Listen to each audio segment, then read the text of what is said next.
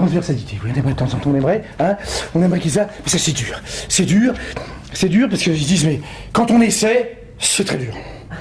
Exemple, la signature. Pour le moindre papier, on est quand même dans un business quand même assez sérieux, on joue avec des sacrés immeubles et tout, des sacrés centaines de millions ou dizaines de millions d'euros dans tous les sens, donc la signature, pour le moindre papier, il faut impliquer toute la société. Alors on n'a pas le choix, c'est transversal, ça part du property management. Un papier, paf, qui va à l'asset manager, paf, il file au juridique, paf, il file au juridique, paf, il file au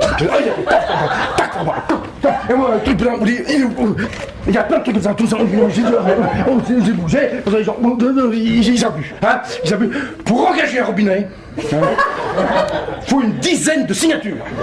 Faut pas se gourer dans le filetage, Attention, au bon mot, Parfois, pour un logement de 2 mètres carrés, on réunit 40 personnes en réunion. Pas dans le logement, forcément. On va pas gerber les métiers, non. Vous voyez, et chacun il va de ses commentaires. Ah, je mettrais plutôt un point virgule.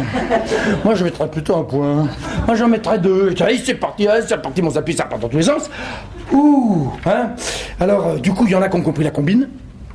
À force comme ça, quand ils ont un document qui leur arrive, ils le lisent pas. Ils signent. Paf, il passe. Parce qu'ils disent, de toute façon, comme dans une bonne vingtaine, signature. J'en ai qu'une bonne dizaine avant moi qui a lu. Donc j'ai pas besoin de lire.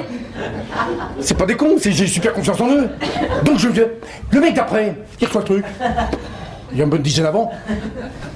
Il est pas. Et donc au bout du compte, personne n'a lu. Et tout le monde a signé. Donc c'est pas ce qu'on a signé. Alors parfois, on a l'impression que le meilleur moyen pour qu'un document soit pas lu, c'est de le mettre dans le circuit des signatures.